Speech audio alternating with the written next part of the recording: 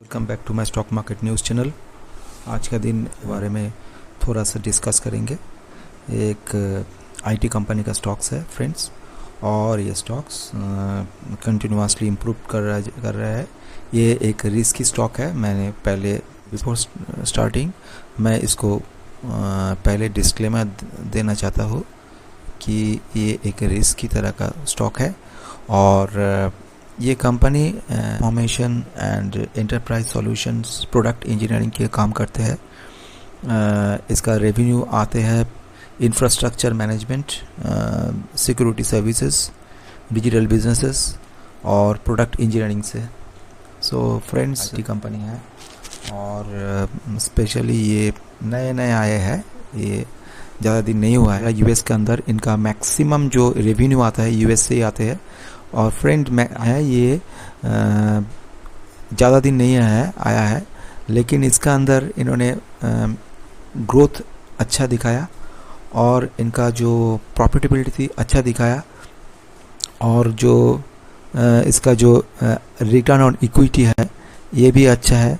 इसका return on equity दिखा रहा है at approximate return on equity है आप है 31% है।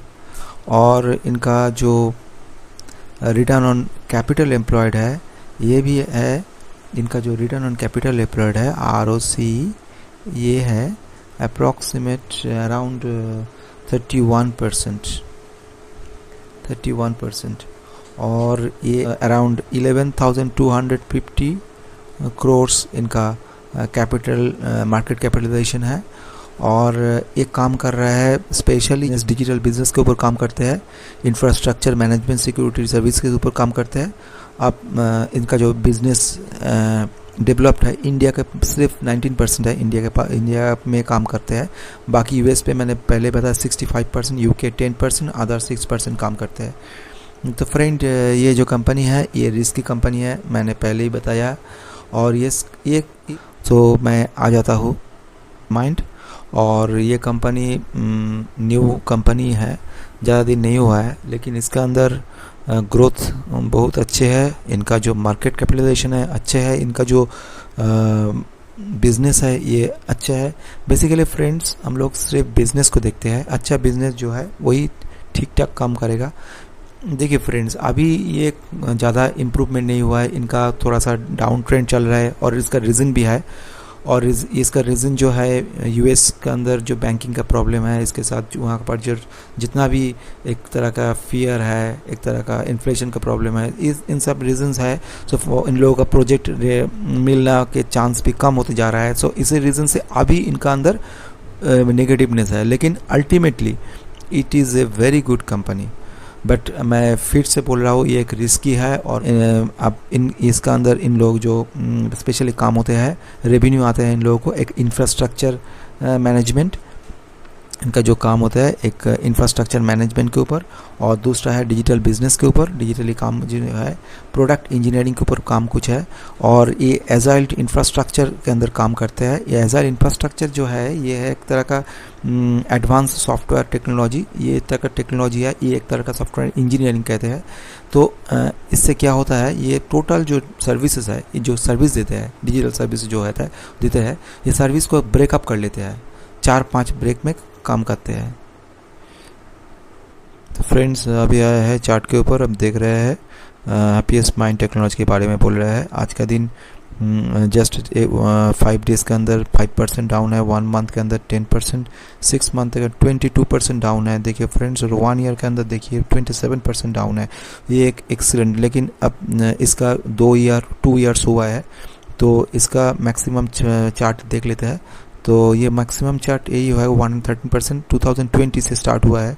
सो अब 358 से जाम करके ये चले गए थे, 300% से ऊपर भी ज़्यादा हो गए थे। और इसके बाद थोड़ा सा रीजन्स ये डाउन होते गए, अराउंड 43% डाउन है। अभी इन्वेस्टेड अमाउंट को डबल कर दिया। सो फ्रेंड्स, आ जाते हैं थोड़ा सा फंडामेंटल के ऊपर। सो फ्रेंड्स, इसका मार्केट कैपिटलाइजेशन है अराउंड 11,251, स्मॉल कैप ही है। और इसके साथ इनका जो ROC है 31%, मैंने पहले ही बताया, ROE 30%। डेप्ट बहुत कम ही है, इसमें कोई प्रॉब्लम नहीं है, सेल्स ग्रोथ भी अच्छा है 33%। सो अल्टीमेटली यहाँ पर देख लेते हैं नेक्स्ट जो है प्रोस के अंदर देख लिया गुड क्वार्टर का एक्सपेक्ट कर रहे हैं, इसके साथ डिलीवरी भी अच्छा हुआ है। इनका जो company delivery good profit 112%, company का जो रिटर्न ऑन इक्विटी है लास्ट ईयर्स ये भी अच्छा ही है 38.9%, हेल्दी डिविडेंड दे रहा है।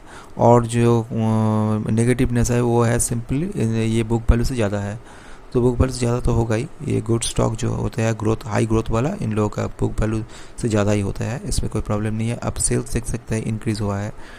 अब एक्सपेंस के ज़्यादा हो जाने के रीज़न से थोड़ा सा प्रॉफिट घट गया है, लेकिन अल्टीमेटली ये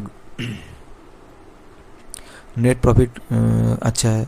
और इसका जो प्रोमोटर का जो होल्डिंग है ये अभी तक इन लोगों ने फिक्स्ड रखा, मतलब 53.25 अभी भी है, 53.24 सेम ही रहा है, मतलब प्रोमोटर्स ने कुछ स्टेक सेल नहीं किया। FII बाई कर रहा है, आप देख सकते हैं FII बाई कर रहा है। और देख लेते हैं DII थोड़ा सा सेल किया, लेकिन पब्लिक ने बाई किया है कुछ। तो friends it's a good company, मेरे नज़र से ये अच्छा ही स्टॉक है। अभी इन थोड़ा सा डिफरेंट एक्सटर्नल रीज़न से इसका अंदर प्रॉफिट ग्रोथ कम हो गया है, लेकिन इन फ्यूचर में इनका ग्रोथ होगा।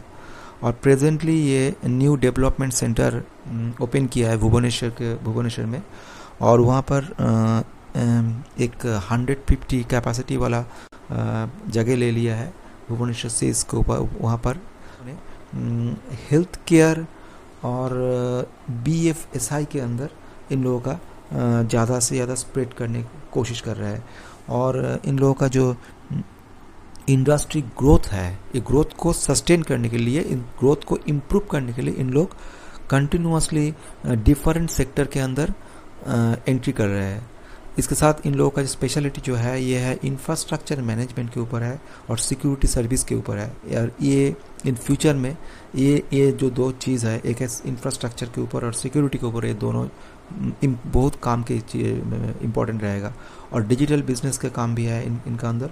और कुछ है प्रोडक्ट इंजीनियरिंग, मैंने पहले ही बता रहा था प्रोडक्ट इंजीनियरिंग, जैसे कि एजाइल सॉफ्टवेयर। एजाइल क्या होता है? एजाइल डिफरेंट टाइप एक सोल्यूशन होता है।